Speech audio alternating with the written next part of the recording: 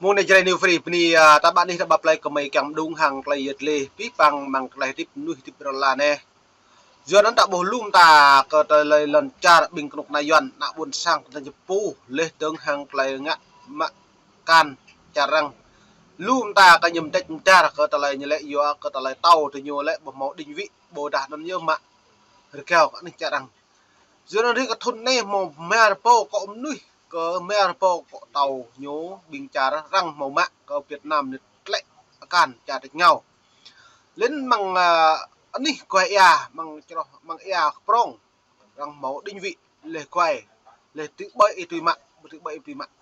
giờ nó hai này là nhiều cái tư máy cơ là lần trà Trung Quốc nhiều lệ Trung Quốc ấy mạ đáo lên mạng nâng loại nhiều xăm nhô nặng buồn sang nhiều cổ lấy nhiều đấy nếu mạng tu đi Philippines thậm chí lưu bạ đi đấy trả Thái Lan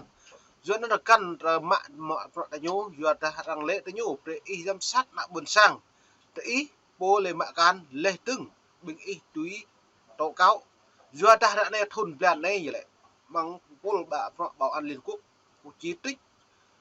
Trung Quốc lên án của Việt Nam lên trong Việt Nam lên án được Trung Quốc là vi phạm pháp bộ luật biển này lên trong bằng đồng vật Philippines lên vật Thái Lan cả cái mà cho nên là đúng hàng mày bread ebook lại đại viewa hàng lại đoạn về nó như tàu money nắp nhiều pre dấp tàu cá trên biển pre màu đi định vị lên trong thảo liên kết bình đi phù tụ và đưa bụng kẹt kri quay ăn dân đã bộ hồi kết lại như rung rung rồi này lại là càng mạo pro này lại hiểm bạ Trung Quốc lợi dụng cơ hội này như càng prai không nuôi lần chào Việt Nam đã nạ buồn sang gỡ được mạ pro nhiều cái nạp về chìm lao vắt tàu bùa màu của thể thao đã tuột luôn đã tàu prong đã bạc với chỗ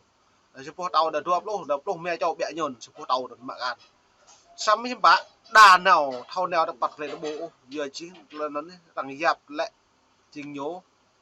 giữ ca Philippines mạng máu lại tiếp lại giữ ca Myanmar bờ đà Thái Lan rằng mạng là nhiều một tiếp giữ cha đồng cần được cả Trung Quốc trên tầm lại thấp bổ hồi như một lệ chúng ta đang lướt cho tìm chim yên đã biết gật lấy nuôi tôm trâu bằng tàu đần giờ nó thời này mình đun hàng lấy rồi về bằng đại vi ba hàng ta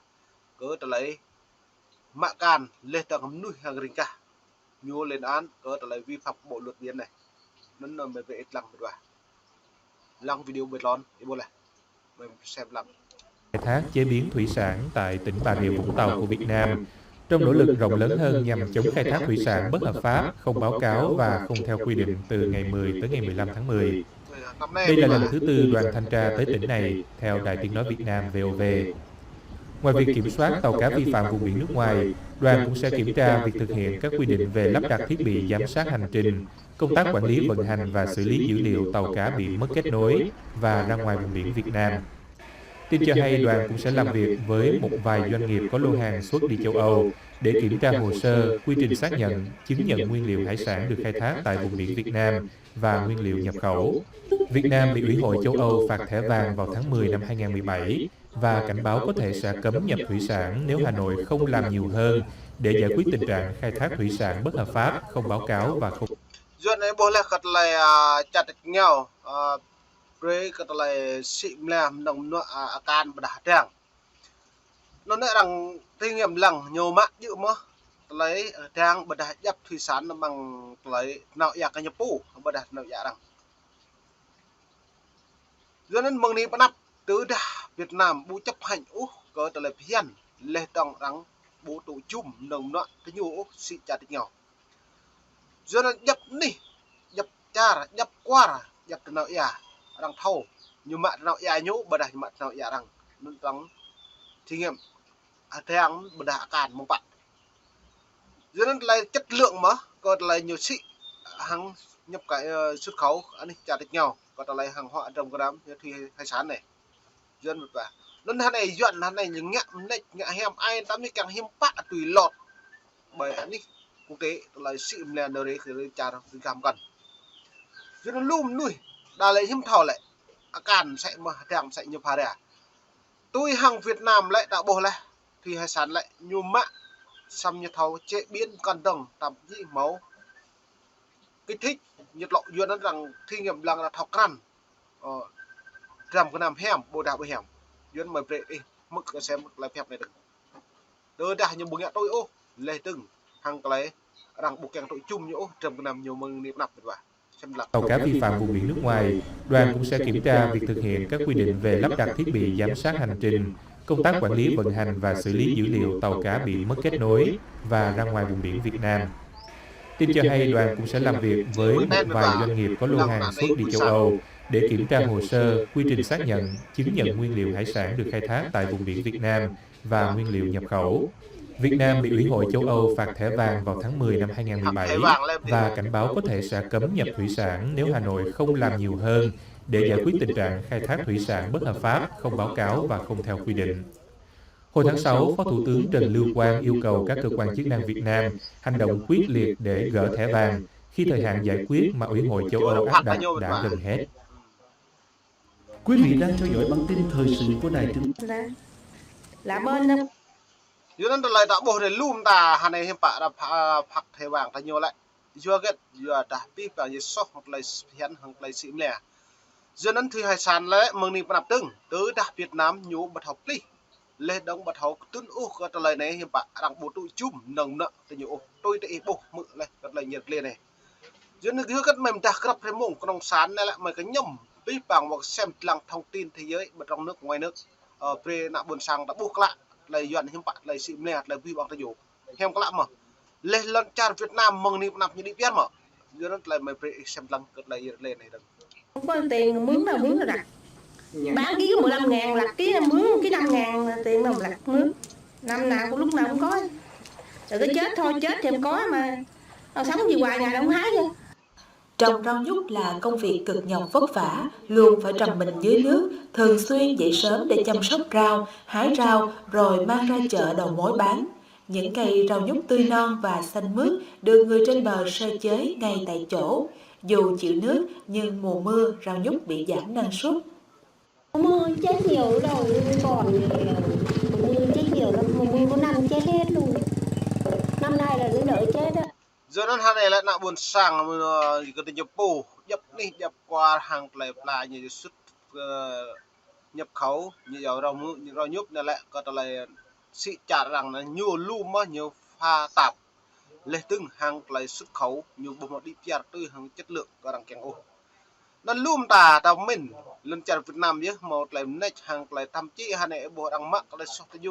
như dừa cái thích lên tầng dừa hàng lại trào prui càng dòng ta là thậm chí càng lùi suy rồi đã học vật chung đã học liền giờ nó được nó nhiều sĩ ngạ nó lấy thêm bạn nhiều sĩ trong nước và nào đi đoài nhiều cái Trung Quốc bước lần chặt nhau đang tôi chung mầm đồng nọ lau nhiều vượt hai cảng đang lại đang thí nghiệm đang lăng xem lăng lại nhầm nó nhầm bạn hem có lắm mà dần về trong sạch mà bù màu nhiều pha tạp này đi mà giờ nó thành Việt Nam rất căng thẳng về cái lấy kinh tế lên người dân có lại sim net lại bị bọc lại rung răng hàng lại hiện bạn cái định giá gặp thật nào mùa này là xa rồi vừa một lúc nào cái nhập cũ hàng bật hậu về làng dưới năm và nên mùa này phải đi xem lăng cật lại đã buồn sang nhớ lại tiếp lại sim net lại pla rock rồi đặt pla rau nhúc bằng e có trả lời này lại đây là có trả lời còn ngàn lại bị băng lại thu thuế lại lùm tà hay lại đây làm thay dụ xem lăng bằng mệt vả Người ta tới đây mua này rồi cũng như bán chợ nữa. 25 lúc rẻ thì có 20.000,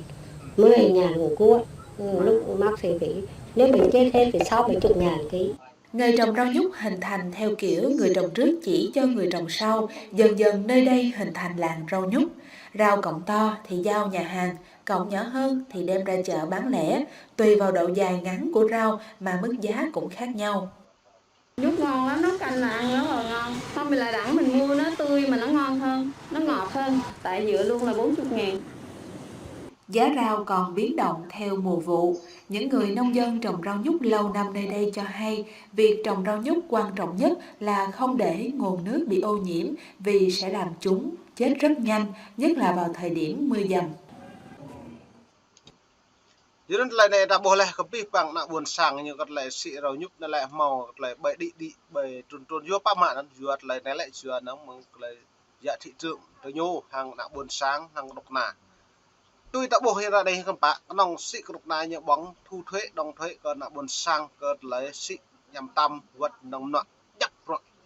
dương là sản đích về trun dương thì đã Việt Nam này lại Nhật học lấy như một từ bán cợt lại xịm lẻ lại phi bỏng này đi là buồn sang một cái nạp đủ hắn này lu là buồn sang nhiều tổ chi tích bờ đạt tổ rung răng dương lại nâng bâng hóa ở lên trong nông xịm là hàng lấy chạm tách nhau dương ta bị nhổ đang cả một tu chùm nồng nọ thế nhiều lũ dương gắt dương ta hàng lấy phiền nhiều bần cưng cả bộ dự từ hàng cả lê tông hiệp định cái nhô ký lê tông phạm mạng cái nhô ký hiệp ước cái lấy giao dịch cái lấy trăm cái năm nhằm tam và đạt để tàu lùm ta hàng này nhiều sự sốt lù tôi thả bút lấy công na công sản này dân mày bread em mới xem lăng lại là buồn sang như đó lại rõ về cái lấy chặt nhau hàng lấy một mà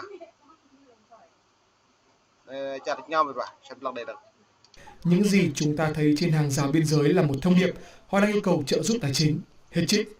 Theo tính của Quỹ tiền tệ quốc tế IMF, khoảng 2,3 triệu người sống ở dải đất hẹp ven biển, nơi thu nhập bình quân đầu người chỉ bằng khoảng 1/4 mức ở bờ Tây do Israel chiếm đóng, và nơi mà hơn một nửa dân số sống dưới mức nghèo khổ.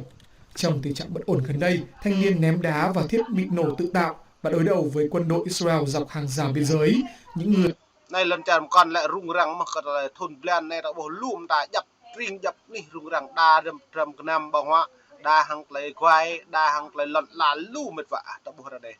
cho nên lấy tôm lùm đã bỏ ra này hiếm bạn lấy tru cỡ nuôi thì cả lấy tông lấy lần chả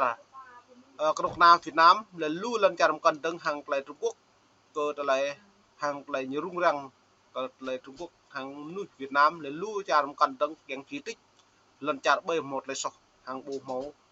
mút mà hàng lấy xịn nẹt làm quý bằng chặt còn đâu giờ nên lấy mình ta lấy Ý và người dùng mạng xã hội Trung Quốc bịa đặt hoặc truyền thông tin sai lệch là hoàn toàn vô căn cứ. Nếu có ai đó bịa đặt hoặc truyền bá thông tin sai lệch thì đó chính là tờ New York Times chứ không phải họ.